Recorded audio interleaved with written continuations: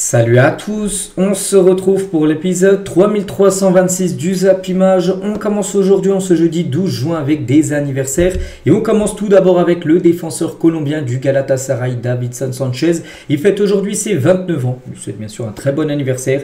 On peut voir également en joueur Philippe Coutinho, tiens c'est un joueur du FC Barcelone, de Liverpool maintenant, joueur de Vasco da Gama au Brésil. Il fête aujourd'hui ses 33 ans, donc bon anniversaire bien sûr à tous ces joueurs. On continue, on va parler maintenant de ce qui s'est passé hier soir. Hier soir il y avait un peu de football, l'Euro Espoir, ça a commencé hier avec 4 rencontres et l'équipe de France se jouait contre le Portugal U21, donc l'équipe portugaise Espoir. 0-0, pas de but entre ces deux équipes, donc prochain match pour l'équipe de France, ça sera après-demain samedi contre la Géorgie. Pour le Portugal, ça sera contre la Pologne, les deux autres équipes dans la même poule que la France et le Portugal. Donc voici les statistiques de ce 0-0, j'ai pas vu mais bon, on peut voir que c'est plutôt un nul logique. La position était plutôt côté équipe de France, les tirs 16 contre 13 pour la France étaient plutôt côté Portugal et les tirs avec 3 tirs de plus, mais tir cadré, plutôt équipe de France, 4 tirs cadrés pour les Bleus, 3 pour le Portugal. Voilà, le nul est totalement logique entre ces deux formations. Donc voici le 11 qui a été aligné hier pour cette rencontre, donc avec des joueurs comme Mathys Tel, comme Le Penant, comme Quentin Merlin, Luc Eba. Voilà. Mais c'est que cette équipe de France aurait pu être totalement différente pour cet Euro Espoir,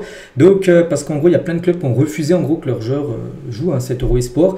La très belle équipe de France que vous ne verrez pas à l'Euro Espoir parce que certains joueurs ont été retenus, par exemple Barcola, Doué ou même Zaire Emery, vu qu'il y a la Coupe du Monde des clubs. Et bien, ils vont jouer cette compétition avec le PSG. Du coup, ils ne peuvent pas jouer, bien sûr, cet Euro Espoir. Barcola et Doué, ils avaient l'âge pour jouer cet Euro Espoir. Donc, Hugo Ekitike, il a été retenu par Francfort. Cherki va jouer la Coupe du Monde des clubs avec Manchester City. Kamavinga, il est actuellement blessé, donc il ne peut pas jouer. Donc voilà. Voilà, c'est vrai que ça aurait pu être une magnifique équipe. Il y a Malo Gusto, lui, va jouer la Coupe du Monde des clubs avec Chelsea. Donc du coup, il ne peut pas jouer cet Euro Espoir. C'est dommage. Bon, c'est comme ça. Bon, ça reste bien sûr une belle équipe qui a été alignée quand même hier soir. On continue avec l'autre match dans la même poule. La Pologne contre la Géorgie. Géorgie, un futur adversaire des Bleus. Victoire des Géorgiens 2-1 lors de cette rencontre. Et du coup, le classement c'est simple. La Géorgie, seule équipe à avoir gagné lors de la première journée, du coup, est en tête devant la France, Portugal. Et Pologne actuellement la 4e position. Donc c'est les deux premiers qui se qualifient pour le tour suivant. Il y avait également deux autres rencontres de cet Euro Espoir. La Slovaquie contre l'Espagne Espoir. N'oubliez pas que l'Espagne a toujours bien sûr une très belle génération de jeunes joueurs. Donc les Lamine Yamal, tout ça, les Poku Barsi, les Fermin Lopez auraient pu tous jouer, mais vu qu'ils ont joué en sélection A, ils n'ont pas été autorisés pour jouer avec la sélection Espoir. Bon bref, ils ont gagné 3-2, cette équipe espagnole. N'oubliez pas que l'Espagne Espoir avait gagné les JO, la médaille d'or l'été dernier en France. Donc voilà, c'est une très belle équipe. Ils ont commencé avec une victoire. Donc voici le 11 de départ côté espagnol. Tu as des joueurs connus comme Pablo Torre, par exemple, joueur du FC Barcelone qui a été titulaire. Ou par exemple, Gérard Martin, un autre joueur du FC Barcelone, défenseur gauche. Ou Mosquera, défenseur central de Valence. Il était également titulaire lors de cette rencontre côté espagnol. Et il y avait également en Italie contre la Roumanie. Dans la même poule que l'Espagne et la Slovaquie, l'Italie s'est imposée 1-0 à cette sélection italienne. Donc voilà, concernant les 4 rencontres, donc il y a 4 autres matchs aujourd'hui. Donc là, il y a eu les groupes, groupe A et groupe C qui ont été joués hier. Donc là, aujourd'hui, c'est le groupe B et le groupe D. Donc le programme, 18h, Ukraine contre le Danemark et 21h ce soir, l'Allemagne contre la Slovénie, la Finlande contre les Pays-Bas et la République tchèque contre l'Angleterre. On parlera bien sûr de ces 4 rencontres demain. Et toujours avec cet Euro U21, donc cet Euro Espoir 2025 est le plus fréquenté de l'histoire de la compétition avec déjà plus de 250 000 billets vendus. Voilà, donc pour l'instant c'est un gros carton niveau vente. Il y a beaucoup de personnes dans les tribunes. Après c'est vrai que je ne sais pas où ça se déroule. J'ai regardé parce que j'ai pas vu où ça se déroulait bien sûr. Cet Euro Espoir. Bref, on continue les gars. Avec des jours pour jour. Il y a 11 ans jour pour jour, la Coupe du Monde 2014 au Brésil débutait. C'était un 12 juin. Voilà, 12 juin 2014 en gros. La meilleure de l'histoire, j'en sais rien, mais c'est l'une où il y a eu pas mal d'événements bien sûr. Avec, on se souvient, ce match fou en demi-finale, l'Allemagne qui avait humilié le Brésil au Brésil 7-1. Ça c'est un match que je pense tout le monde se souviendra. Donc la finale aussi gagnée de l'Allemagne contre l'Argentine de Léo Messi. La tête plongeante de Robin van Persie. Donc la France avait perdu contre l'Allemagne en quart sur un but de Mathieu Mels. C'est vrai que la France avait fait plutôt un bon match lors de cette rencontre, mais ils avaient perdu on va dire contre l'équipe qui allait gagner bien sûr la Coupe du Monde quelques semaines après. Donc voilà, c'était 11 ans jour pour jour cette Coupe du Monde qui commençait. Et toujours avec la Coupe du Monde, on sait qu'il y en a une prochaine dans un an là. Et bon, on est le 12, c'était le 11 hier. Quand on était hier, ça fait un an jour pour jour en gros qu'elle va commencer. Plus qu'un an à attendre avant la Coupe du Monde. Début de la compétition le 11 juin 2026. Donc là on est le 12 juin, donc on est quasiment un an jour pour jour du début de cette Coupe du Monde qui se déroulera, n'oubliez pas, au Mexique, aux États-Unis et au Canada. Il y a une Coupe du Monde avec 48 équipes.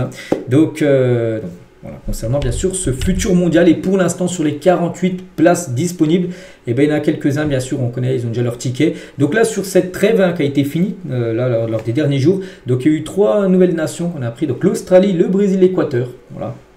Les 3 là, on a su là sur les derniers jours qu'ils ont obtenu leur ticket bien sûr pour jouer cette future Coupe du Monde. Il reste encore beaucoup de place à prendre bien sûr, avec bien sûr beaucoup d'opportunités pour des pays qui n'ont jamais joué la Coupe du Monde comme l'Ouzbékistan, même la Jordanie qui n'ont jamais joué la Coupe du Monde et sont qualifiés parce que c'est une Coupe du Monde qui passe de 32 à 48 équipes. Donc oui, ça donne l'opportunité de voir d'autres pays.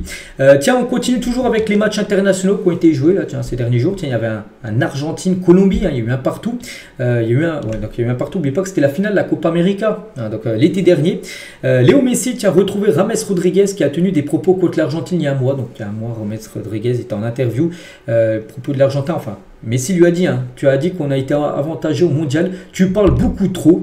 Voilà, James Rodriguez en mars dernier, il a dit l'arbitre a beaucoup influencé en finale de Copa América. Il ne nous a pas sifflé beaucoup de pénalty alors qu'il a dit qu'il avait beaucoup sifflé de pénalty à l'Argentine. Et du coup, les deux se sont expliqués par rapport à ça. Voilà, en gros, Messi lui a dit, j'ai entendu ton interview où tu disais qu'on a été avantagé, c'est pas vrai tout ça. Donc les deux sont... Enfin, ils ont débattu par rapport à ça lors du match entre l'Argentine et la Colombie. Et toujours sur ce match, c'est toujours très chaud du côté du continent sud-américain. Donc Nicolas Otamendi à Richard Rios, donc ce défenseur en gros, il lui dit enlève ton bandeau imbécile. Je sais pas pourquoi il s'embrouillait, j'en sais rien. Donc lui il a un bandeau, on peut le voir, un bandeau blanc. Voilà, les deux les gars, s'ils n'auraient pas été séparés, ils seraient certainement battus. Bref, on continue avec une autre sélection qui fait mal. C'est le Sénégal. Le Sénégal a battu comme l'Angleterre 3-1. C'était il y a quelques jours là. N'oubliez pas que vous avez battu également le Brésil il y a quelques temps 4-2. Brésil, l'Angleterre, c'est fait en tout cas pour cette sélection sénégalaise et 22 matchs en défaite quand même pour le Sénégal. Le Sénégal fait actuellement mieux que toutes les autres nations du monde par rapport au match d'affilée sans perdre. Par leur bilan tout en bas, quand c'est points verts, c'est victoire et points jaunes, c'est match nul. Pas de points rouges, pas de défaite depuis 22 matchs pour la sélection sénégalaise. Et le sélectionneur sénégalais, donc Papio, il a dit nous avons de grandes ambitions pour la Coupe du Monde l'année prochaine. Bon, déjà, il y a la CAN déjà qui arrivera déjà le 21 décembre prochain, début de la CAN. Bien sûr, le Sénégal va essayer de très bien figurer. Puis après, la Coupe du Monde, bien sûr, sera un objectif. Bon, je sais pas, oui, peut-être la gagner, même d'aller le plus loin possible, bien sûr, pour cette sélection sénégalaise. Voilà, si tu bats l'Angleterre, tu peux battre bien sûr n'importe qui. Et Thomas Tuchel, donc le coach, bien sûr, de l'Angleterre, elle avait vraiment très mauvaise. Après les célébrations du Sénégal contre l'Angleterre, parce que ils ont énormément fêté ça, les joueurs sénégalais dans le vestiaire, puis du côté... À côté, il y a le vestiaire de l'Angleterre, ils entendaient bien sûr tout ça. Donc il a dit, on voit comment les adversaires abordent les matchs contre nous et à quel point battre l'Angleterre signifiait quelque chose pour eux. J'ai entendu, parce que mon vestiaire était à côté de le leur, je dis, les deux vestiaires étaient l'un à côté de l'autre. Puis du côté du Sénégal, ils ont énormément fêté ça, ils ont le droit, même si c'est un match amical. Voilà, battre l'Angleterre, tu as le droit de fêter ça, surtout que c'est la première fois qu'une équipe africaine bat bien sûr l'Angleterre. Donc il a dit, donc est-ce qu'on aurait célébré de la même manière si eux, l'Angleterre, aurait gagné? Est-ce qu'ils auraient fêté la fête comme a pu faire le Sénégal? Est-ce que j'aurais été le premier à entrer dans le vestiaire en criant England, en tapant sur les caisses? Est-ce que les joueurs m'auraient suivi ou ils se seraient dit qu'est-ce qui lui prend? C'est qu'un match amical. Voilà, en gros, il a quand même très mauvaise, Thomas Tuchel. Par rapport à cette première défaite qu'il a, il a commencé avec 3 victoires depuis que c'est lui le coach de cette sélection anglaise. Donc, première défaite pour lui contre le Sénégal. On va parler d'une autre équipe africaine qu'on parle très peu, mais aussi équipe sous-cotée. C'est l'Afrique du Sud, les gars, la nation la plus sous-cotée du continent actuellement. 20 matchs en défaite. Et on parlait du Sénégal qui a 22 matchs en défaite. Donc eux, ils sont seulement 2 matchs en dessous sans défaite. Donc 20 matchs sans perdre pour l'Afrique du Sud aussi. Une très très belle équipe, bien sûr. Je crois que leur dernière CAN, ils avaient atteint, je crois, les demi-finales. Donc oui, c'est une équipe très sous-cotée. L'Afrique du Sud. On continue, les gars, avec toute autre chose. La une du journal Équipe aujourd'hui, en ce jeudi 12 juin. Et ça parle, on peut voir, de Luis Enrique, du PSG avec le drapeau américain derrière. On pense bien sûr à la Coupe du Monde des clubs et en vedette américaine. Donc le PSG est arrivé hier aux États-Unis pour disputer la Coupe du Monde des clubs qui commence samedi. Je crois que c'est plutôt dimanche, mais peut-être c'est dans la nuit de samedi à dimanche. Donc on va dire samedi. Bon bref, un nouveau défi pour Luis Enrique 2 ans après son arrivée dans le club parisien. C'est qu'il est arrivé à l'été 2023. Luis Enrique, pour l'instant il a tout gagné au PSG, c'est fou.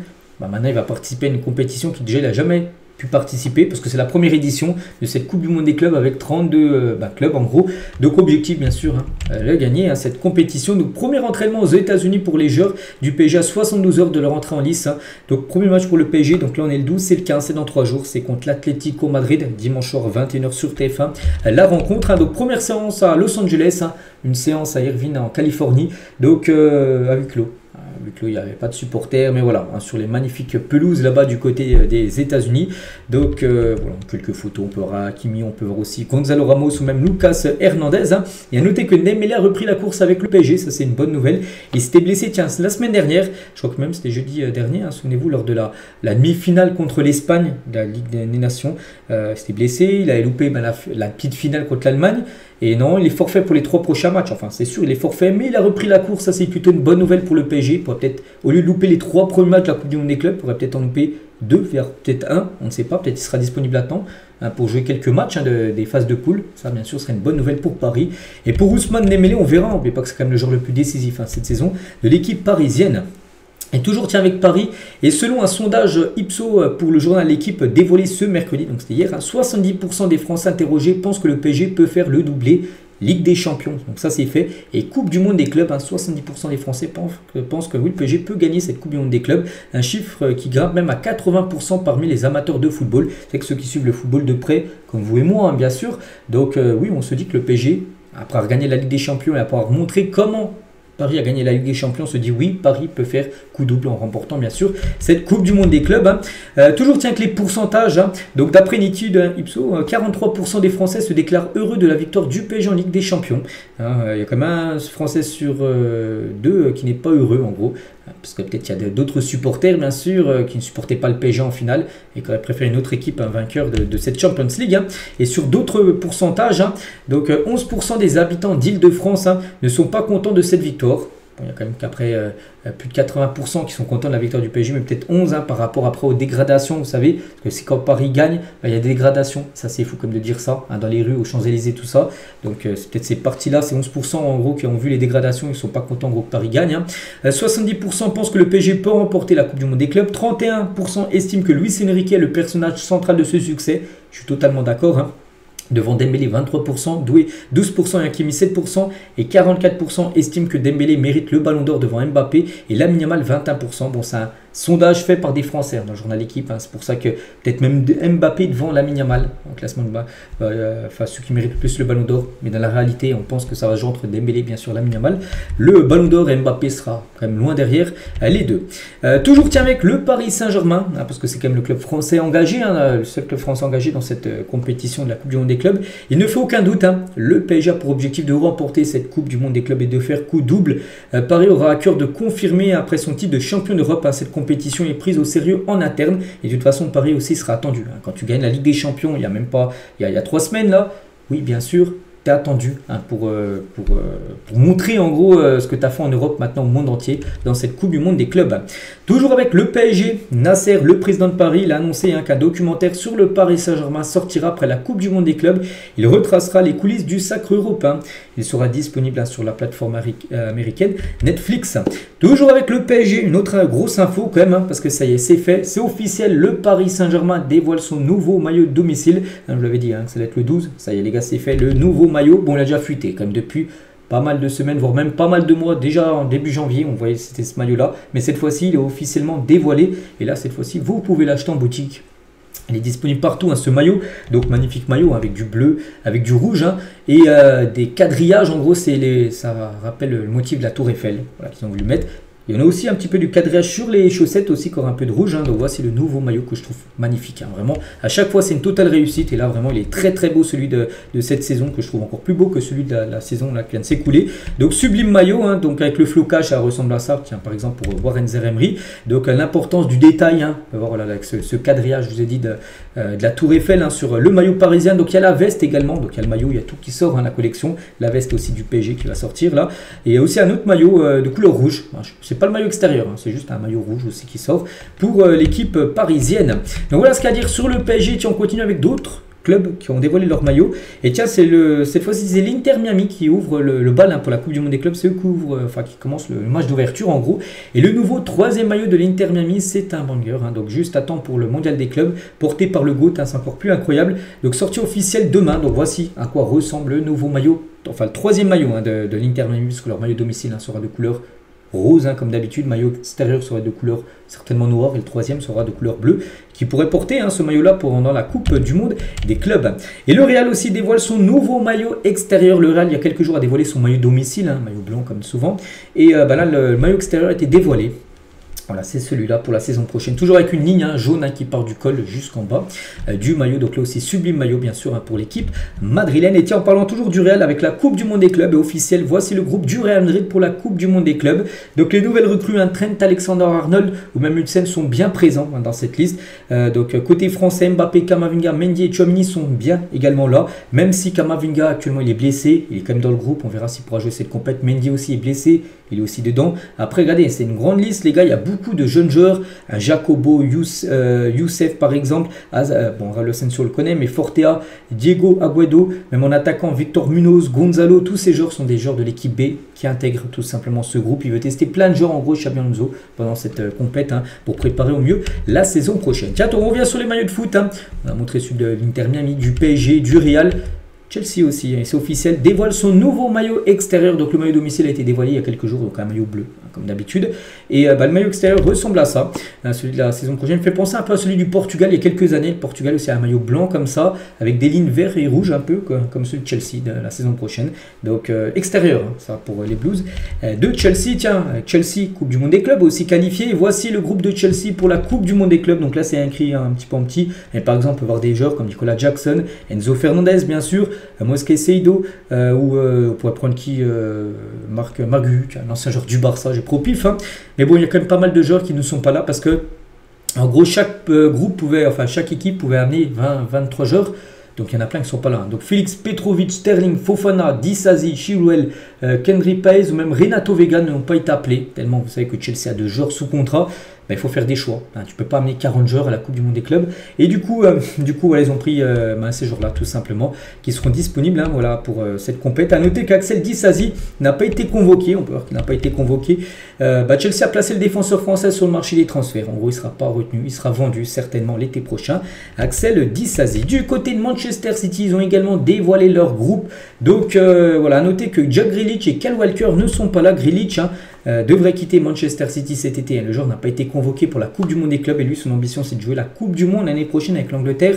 Il doit aller dans un club qui joue parce que là, en gros, Guardiola lui montre en gros qu'il ne rentre plus du tout dans ses plans, surtout avec les nouvelles recrues qui sont arrivées à Chelsea, à Manchester City, désolé. Donc voilà, Grealish, ça sent le départ. N'oubliez pas que City l'a acheté comme 117 millions d'euros. Donc Walker aussi n'est pas dedans. M'a noté Ren Cherki, Rangers et Ren Aït-Nouri. Tiens, 2 joueurs que j'ai cités, c'était officiel, Cherki et Aït-Nouri. Et Rangers, et ben, on l'annonce, voilà, c'est officiel les gars. Rangers quitte l'AC Milan et rejoint Manchester City. Il est déjà dans le groupe pour disputer bien sûr cette Coupe du Monde des clubs. De prix du transfert 57 millions d'euros hors bonus, ça monte à 70 avec les bonus. Donc Rangers élu meilleur joueur, meilleur milieu de terrain de la Serie A cette saison. Il file du côté de City, donc c'est lui vraiment le grand remplaçant de Kevin De Bruyne du côté de l'équipe de Manchester City. Donc voilà, 70 millions d'euros bonus compris, donc contrat de, je pense c'est pas marqué, c'est un contrat de 5 ans certainement, jusqu'en 2030 pour le joueur. Et voici quand même les recrues à City, et depuis janvier sur cette année 2025, donc City a déjà investi 347 millions d'euros hors bonus, si on rajoute les bonus, je pense que ça dépasse facilement les 400 millions. Donc en janvier, ils ont pris Marmous, Nico Gonzalez, Kusanov, Vitores et Jumapa. Donc déjà tout ça, j'ai pas calculé, mais ça fait facilement peut-être 200 millions d'euros. Voilà, vu. Et donc là, juin, donc déjà Rangers, 57, 70 avec les bonus. Cherki, c'est 40 plus 2 millions de bonus. Et Ren Aït-Nouri, c'est 37 et 6 millions de bonus, donc 43. Donc voilà, recrutement axé sur la jeunesse avec une moyenne d'âge de seulement 22 ans. C'est que des jeunes joueurs parce qu'on sait qu'il y a une fin de cycle du côté de City. Ils veulent ramener du sang frais. Et voilà. Donc, on peut voir vraiment là où va se diriger cette équipe de City. Et ça va faire mal, parce que quand on voit la qualité, enfin les joueurs et la qualité dont ces joueurs-là, avec en plus on peut rajouter du Erling Haaland qui est déjà dans cette équipe, tout ça, des Doku, tout ça, ça peut faire très mal du côté de cette équipe. Donc ouais, et puis ils sont toujours là, donc Bernardo, Kovacic, Phil Foden, Gundogan, Matheus Nunes, tous ces joueurs-là. Vraiment, City, les gars, va faire mal. Bien sûr, la saison prochaine, ils veulent oublier cette saison qui a été catastrophique pour eux. Et concernant Cherki, qui a été recruté aussi, je sais plus, c'était mardi avant-hier officiellement. Donc, ça sera numéro 29 pour un Cherki dans le dos qui disputera la Coupe du Monde des clubs. Et il a dit, mon style de jeu est simple. Jouer avec le ballon, faire des gestes techniques, aider mes coéquipiers où je joue n'a pas d'importance, que ça soit numéro 10, que ça soit ailier droit, ailier gauche ou faux numéro 9. Bon, il va pas jouer numéro 9, il est déjà à Londres. Mais peu importe où il joue, il a dit que ça n'a pas d'importance. Hein. Je préfère, bon après numéro 10, mais pour l'instant, je veux juste jouer. Mais lui, il préfère bien sûr ce rôle de numéro 10 juste derrière l'attaquant. Et on pense que ça peut matcher peut-être avec Erling Haaland du côté de City. Hein. Et Cherki tient sur Pep Guardiola, il a dit le meilleur entraîneur du monde et je pense le même meilleur de l'histoire. En parlant de Pep Guardiola, j'ai juste hâte de jouer pour lui. Donc déjà, il a participé à son premier entraînement, Ryan Cherki, hein, pour préparer bien sûr cette Coupe du Monde des clubs avec son nouveau club de City. Et Sex City, comme je dis, peut faire très très mal. Regardez-moi cette équipe que City peut aligner. Donc avec Ederson, Ederson, on ne sait pas s'il va rester. Il y a toujours des rumeurs qu'il pourrait partir. Bon, Renet Nouri recrue. Hein. Donc Vardiol, Diaz, Rico Lewis à droite. Rodri, ballon d'or. Dernier ballon d'or en date avec Rangers, hein, les deux milieux défensifs. Marmousse à gauche, Cherki dans l'axe avec Doku à droite. Et à Haaland, hein, il y a plein d'autres joueurs, les gars. Il y a du Bernardo Silva. Je ne vais pas tous les citer. Tous les autres joueurs en remplaçant. Hein, le banc aussi qui est très costaud du côté de City. Et puis c'est pas fini, on pense le mercato de City, hein, ils veulent aussi d'autres joueurs. Donc voilà, ça annonce pas mal le futur pour cette équipe de City. On revient nous sur la Coupe du Monde des clubs, parce que là on parlait de City, tout ça, parce qu'on avait parlé de Rangers, hein, c'était officiel, parce qu'il était dans le groupe de City. Mais on revient sur cette Coupe du Monde des clubs. Et la FIFA penserait à une Coupe du Monde des clubs à 48 équipes dès 2029. Actuellement c'est 32 équipes. Et pourrait passer comme à la Coupe du Monde, passer de Coupe du Monde des pays, hein, passer de 32 à 48. Et bien ils pensent faire ça en 2029, parce que la prochaine édition de la Coupe du Monde des clubs, c'est dans 4 ans. Ah, ça sera un roulement près de tous les 4 ans. Hein. Donc la FIFA pourrait faire passer cette Coupe du Monde à 48 équipes dès 2029 si l'édition de cet été est un succès. On verra. Hein. Donc le but, hein, inclure de grandes équipes européennes comme Arsenal, Liverpool, l'AC Milan, le Barça. Ils ne sont tous pas qualifiés. Hein, ils n'ont pas été qualifiés. Et du coup, ça manque hein, quand même, bien sûr. La Coupe du Monde des clubs, bien sûr, Infantino, lui... avec cette Coupe du Monde des clubs, il espère bien sûr avoir des gros revenus. C'est que des clubs comme le FC Barcelone, un club énormément suivi dans le monde, et ben c'est un gros manque, hein, bien sûr, de ne pas avoir ce club-là pour la Coupe du Monde des clubs historiques comme Liverpool, Milan. Aussi, c'est pour ça qu'il pourrait augmenter le nombre d'équipes pour amener encore plus de clubs et bien sûr générer encore plus d'argent vu qu'il y aurait plus de matchs. Et la Coupe du Monde des clubs, hein, bon après aux États-Unis, je ne sais pas si c'était le bon lieu pour l'organiser parce que c'est pas non plus un énorme succès aux États-Unis, enfin pour l'instant. Hein. Des dizaines de milliers de billets sont encore disponibles pour la plupart des matchs de groupe. La FIFA a même dû réduire le prix de certains billets à 85%. Donc, c'est-à-dire les billets ne coûtent plus rien du tout. Donc la compétition est ignorée par les grands médias américains. Voilà, donc voilà, parce qu'on sait que du côté des États-Unis, le soccer, pour eux, c'est pas le sport numéro 1. En Europe, voilà, c'est le football qui est le sport le plus suivi et de loin bien sûr, mais aux États-Unis, il y a le basket, il y a le football américain, il y a le hockey, tous ces sports-là sont devant le football, le soccer. Donc c'est pour ça que les grands médias américains ne sont pas trop intéressés par cette Coupe du Monde des clubs. Donc voilà, c'est pour ça qu'il y a beaucoup de billets encore à vendre. Mais à noter qu'il y a une équipe, le gars, le Real Madrid, sur leurs 3 matchs de poule, ils ont déjà 2 matchs à guichet fermé. Et le troisième qui est déjà aussi quasiment à guichet fermé, c'est que les grandes équipes européennes, eux, il n'y aura pas de souci, je pense, pour vendre les places. Mais des fois, il y a deux petites équipes qui s'affrontent et c'est là où vraiment il y a beaucoup de place à vendre pour ce genre de match-là. Donc voilà ce qu'à dire sur cette Coupe du Monde des clubs qu'on va parler là, je pense, pratiquement tout le mois prochain parce que voilà, c'est quand même la grosse compétition là qui arrive. Tiens, on continue avec des jours pour jour. Il y a 11 ans, jour pour jour, le Real Madrid recrutait Casemiro pour seulement 6 millions d'euros. Il arrivait en provenance de je ne sais même plus d'où, Porto, je crois, je ne me trompe pas. Bon, bref, une chose qui est sûre, c'était à 6 millions d'euros. Voilà, donc c'était bien sûr pas cher du tout. Donc il a été vendu après Manchester pour 60-65 à peu près. Donc 10 fois plus cher, mais bon, il a pris quand même pas mal d'âge. Donc voilà, maintenant un joueur de Manchester et un joueur qui pourrait partir. Hein, et surtout, il touche un énorme salaire, hein, comme du côté des Red Devils. Et toujours, tiens, avec le Real Madrid, il y a 16 ans, jour pour jour, cette fois-ci, Ronaldo, enfin CR7, un signé dans le plus grand club du monde, bien sûr. Cristiano Ronaldo, il avait été présenté au Bernabéu, qui a été guichet fermé, comme la présentation d'Mbappé. L'été 2024, ça avait été également aussi à guichet fermé et du côté du Bernabéu. On continue avec d'autres infos mercato et here we go pour Leroy Sané. On a beaucoup parlé ces derniers mois. Sané, un coup il allait rester, un coup il allait partir. Puis là, ces dernières semaines, il a vraiment refusé de prolonger au Bayern parce que Bayern voulait le prolonger avec une grosse réduction de salaire. Il a dit non, hors de question. Et c'est les gars, il va rejoindre le Galatasaray. Contrat de 3 ans et vraiment ça va aller très rapidement. Donc officiel, le Galatasaray même annonce déjà avoir ouvert des négociations pour le signer. C'est pas encore officiel son transfert, mais ils ont en gros sorti un communiqué pour dire en gros qu'ils négocient. Ça va se faire, 99,9% de chance que ça se fasse. Surtout qu'il est déjà à Istanbul actuellement, en Turquie, pour signer avec le Galatasaray. Et regardez, ça c'est fou. Donc il y a sur Google, vous pouvez mettre Flying Radar ou je sais pas quoi. C'est tous les avions dans le monde. Et en gros, il y avait l'avion de Leroy Sané de l'Allemagne jusqu'à Istanbul. Il était suivi, regardez, il y a combien de personnes qui regardaient? Plus de 1 million 100 000 personnes, enfin certainement supporters du Galatasaray, suivaient l'avion de Leroy Sané pour arriver à Istanbul pour son arrivée. Donc il a bien atterri, bien sûr. C'était hier soir, c'était la folie. Il y avait plein de monde autour de sa voiture, des fumigènes. Donc ouais, il est arrivé à Istanbul. Et normalement dans la journée, parce que c'est pas encore officiel, il doit passer sa visite médicale, tout ça. Mais normalement, si tout est OK, il sera joueur du Galatasaray. Dans la journée, n'oubliez pas que c'est un joueur qui a vécu des hauts et des bas. Mais par exemple, en haut, la saison 2017-2018 à City, cette saison-là, Sané, c'était 49 matchs, 14 buts, 19 passes D. Certainement peut-être sa meilleure saison en club. Pour Leroy Sané qui va rejoindre libre pour 0 € l'équipe du Galatasaray. On touchera une belle prime à la signature. On continue avec un autre joueur, Angel Gomez, qui quitte l'équipe de Lille dans 18 jours, il est en fin de contrat. Et l'OM annonce un accord de principe pour la signature d'Angel Gomez. C'est pareil que Leroy Sané, c'est pas encore officiel. Officiel, Marseille a dit en gros qu'ils parlaient avec lui, qu'ils allaient certainement le signer, mais c'est pas encore officiel, on va dire, son transfert. Mais bon, si Marseille sort déjà un communiqué comme ça, c'est que ça sent très très bon. Donc regardez, il était aperçu du côté de Marseille, Angel Gomez, donc joueur anglais bien sûr, il connaît très bien la Ligue 1 vu qu'il était à Lille. Donc voilà, il devrait rejoindre l'Olympique de Marseille. Et certainement Mason Greenwood a été très important dans son arrivée à Marseille parce que les deux se connaissent, les deux jouaient à Manchester United à l'époque.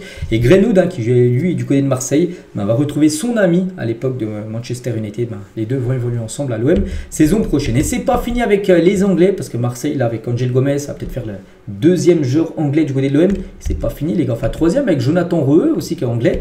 Et l'OM a fait capoter la venue de CJ Etienne Riley. Donc je ne cache pas, je connais très peu ce joueur, j'ai entendu mais très rarement. Il jouait du côté de Burnley, je crois en Championship. Bon bref, il va aller à Strasbourg en gros. Et Marseille les gars propose plus d'argent et du coup il va venir à Marseille. Tout est dit, il va signer pour 4 ans, il arrive libre de tout contrat, il est en fin de contrat, il va arriver pour 0 €. Et c'était également un joueur anglais. Donc Marseille pour avoir 4 anglais la saison prochaine. Donc Greenwood, lui c'est sûr, Reheux c'est sûr. Angel Gomez, c'est quasiment sûr, enfin c'est même sûr à 99,9%. Et Egan Riley, c'est quasiment fait. Donc voilà, Marseille un peu anglais, on peut dire, la saison prochaine. Toujours tiens avec l'Olympique de Marseille, le Mercato. Donc Nelson Semedo, qu'on parlait ces derniers jours, était lui aussi en négociation avec Marseille. Ça sera un non. Pourquoi? Parce qu'on demande trop d'argent. La raison est que le Portugais réclame un salaire trop important. Marseille était bien intéressé. Ils étaient prêts à lui proposer un salaire, donc lui il demandait beaucoup plus. Marseille a dit non, c'est pas possible. Du coup, il ne viendra pas à Marseille. Et aussi Mathis Ablin que Marseille aimerait avoir, donc l'attaquant du FC Nantes. Donc Kita, donc c'est le président de Nantes, il a dit.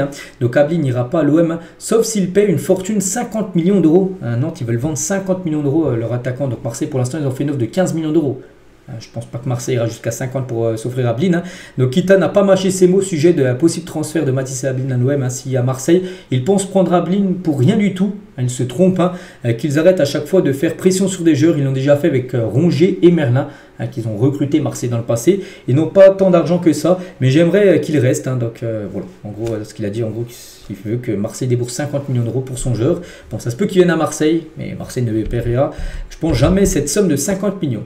Toujours du côté de l'OM, on va parler aussi de Adrien Rabiot, parce que malgré l'intérêt de grands clubs italiens comme l'AC Milan, les gars, Rabiot veut rester à l'OM malgré les avances de l'AC Milan. Et Rabiot, les gars, c'est sûr, restera à l'OM la saison prochaine. Il n'y aura pas pour lui de retour en Italie, à Milan. Il avait déjà joué à la Juve dans le passé. Et après, je pense que c'est mieux de rester à Marseille. Il y a la Ligue des Champions saison prochaine, Milan, les gars. C'est une équipe en reconstruction qui n'a aucune Coupe d'Europe saison prochaine. Je pense que Rabiot fait le bon choix, surtout un an de la Coupe du Monde. Ivan Perisic veut rejoindre lui le Barça. On a un peu parlé hier et ça se confirme que le joueur veut rejoindre le FC Barcelone. Le Croate a mis en stand-by sa prolongation avec le PSV. Contact plutôt avec Hansi Flick. Il espère signer librement au FC Barcelone dès cet été et être un super somme en attaque. C'est un joueur polyvalent. Il peut jouer lié gauche, il peut jouer lié droit, il peut jouer numéro 10, il peut même jouer faux numéro 9. Donc voilà, c'est un joueur que Flick connaît. En plus, il avait gagné la Ligue des Champions 2020 avec lui au Bayern. Il aimerait le faire venir bien sûr du côté du Barça. Des nouvelles de Kim Min-jae qui devrait quitter le Bayern Munich, c'est quasiment sûr. Et Al Nassr, une équipe où joue CR7, très intéressé. Des discussions sont en cours avec son entourage et le joueur est très intéressé par le projet d'Al Nassr, où bien sûr il pourrait toucher un gros salaire. Marcin Bulka, le gardien de l'OGC Nice, dans le viseur de Manchester United. Le club mancunien cherche un nouveau gardien et est très intéressé par le gardien polonais. Et n'oubliez pas qu'en plus Manchester United Et Nice, ils ont le même proprio, enfin Jim Ratcliffe, les propriétaires de Nice, il a des parts dans Manchester United. Donc oui, ça peut faciliter le transfert du gardien polonais du côté des Red Devils. Concernant Théo Hernandez, accord trouvé entre l'Atlético Madrid et l'AC Milan pour Théo Hernandez. Il devrait retourner dans son club formateur pour un montant de 23 millions d'euros plus bonus pour retourner en Espagne. Théo Hernandez. Concernant Nicolas Pallois, ne sera plus un joueur du FC Nantes la saison prochaine. Le défenseur de 37 ans va quitter le club après 8 saisons passées chez les Canaries. Donc là, il est en fin de contrat dans 18 jours, le 30 juin prochain. Son contrat ne sera pas reconduit. Et du coup, il va partir, voilà, libre.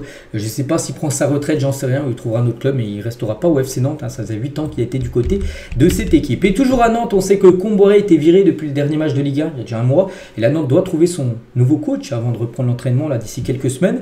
Et Luis Castro va devenir normalement le nouveau coach du FC Nantes. Donc lui, c'est le coach de Dunkerque, qui a fait une très belle saison, Dunkerque en Ligue 2. Donc un accord a été trouvé avec Dunkerque pour un montant total de 750 000 euros. Ils vont débourser cette somme-là, Dunkerque, pour faire venir le coach portugais du côté de l'équipe du FC Nantes. Luis Castro, par exemple, à l'époque, il entraînait l'équipe du Benfica, les jeunes du 19 du Benfica. Il a même entraîné João Neves et Gonzalo Ramos. Et le Benfica a même gagné la Youth League, la Ligue des Champions Juniors. Donc là, il devrait entraîner l'équipe du FC Nantes. Tiens, on va parler du sélectionneur de la Pologne. C'est fini et officiel. Michal Probierz quitte son poste de sélectionneur de la Pologne. Donc il y a quelques jours, Robert Lewandowski, donc la vedette, la légende bien sûr de la Pologne, a sorti un communiqué. Il a dit: tant que ça sera lui le sélectionneur, je ne viendrai plus jouer avec la Pologne. Il a été clair. Et voilà, donc du coup, plutôt la fédération s'est mise du côté de Lewandowski. Du coup, c'est l'entraîneur en gros qui saute. Un nouveau coach va débarquer du côté de la sélection polonaise. Du côté de l'Italie, on sait que Spalletti c'est fini. Ranieri ne veut pas prendre cette sélection italienne. Et Mancini, lui, est très intéressé. Donc Mancini pose sa candidature pour reprendre la sélection italienne. Il a dit qu'il ne reviendrait pas là où il a été heureux. Donc lui, il serait très OK, bien sûr, mais pas que lui avait gagné l'Euro 2021 avec la sélection italienne. Il pourrait faire son retour du côté de cette sélection. Loïc Badet sur la shortlist du Bayer Leverkusen pour cet été. Défenseur français de Séville pourrait débarquer peut-être à Leverkusen. On verra, mais en tout cas, un autre français débarqué lui du côté de Leverkusen et c'est officiel.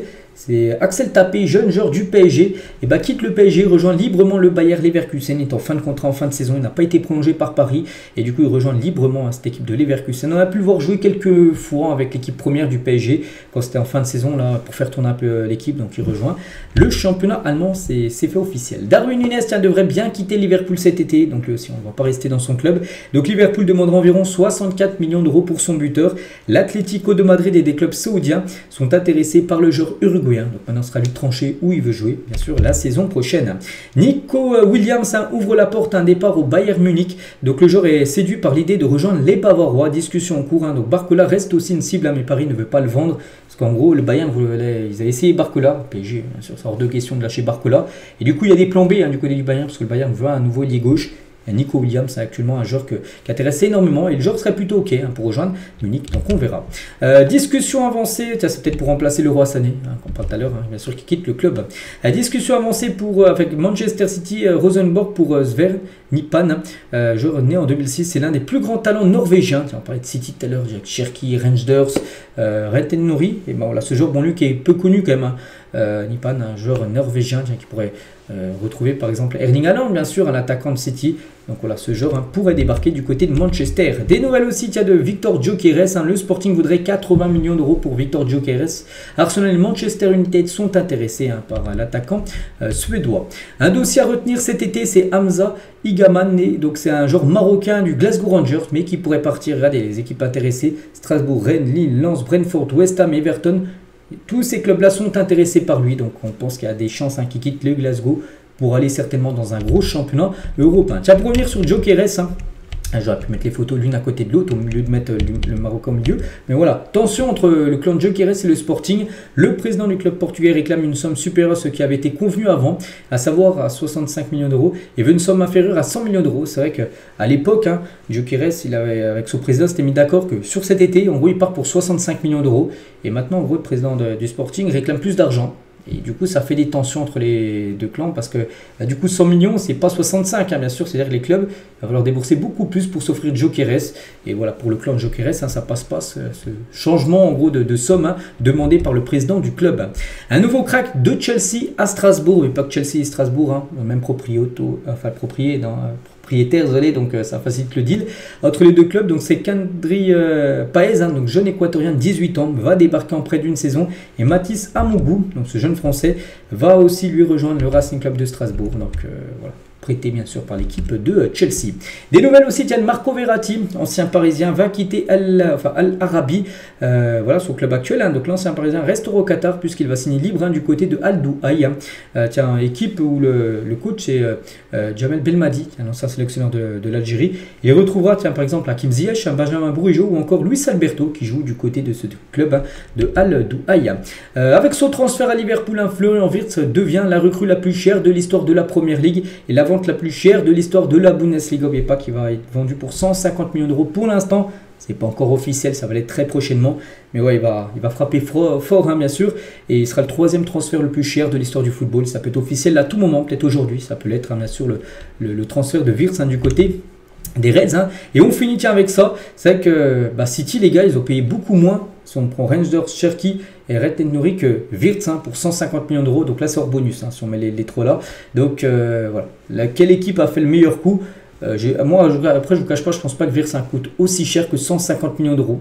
Voilà, je pense qu'il doit peut-être certainement dépasser les 100 millions d'euros. Je pense. Avec 110 max, hein, 120 max, 150, les gars, c'est très très cher, 150 millions d'euros. Hein, c'est comme 3 Ryan Cherki, hein, 150 millions. Donc bon, tant mieux pour Bayer Leverkusen, hein, bien sûr, qui va récolter mine d'or, bien sûr, avec cette vente de Florian Wirtz. Et on finit avec lui aujourd'hui. Voilà les gars, ce qu'il y avait à dire. J'espère que ça vous a plu. On se retrouve nous demain, bien sûr, demain vendredi, hein, pour le prochain numéro. À demain.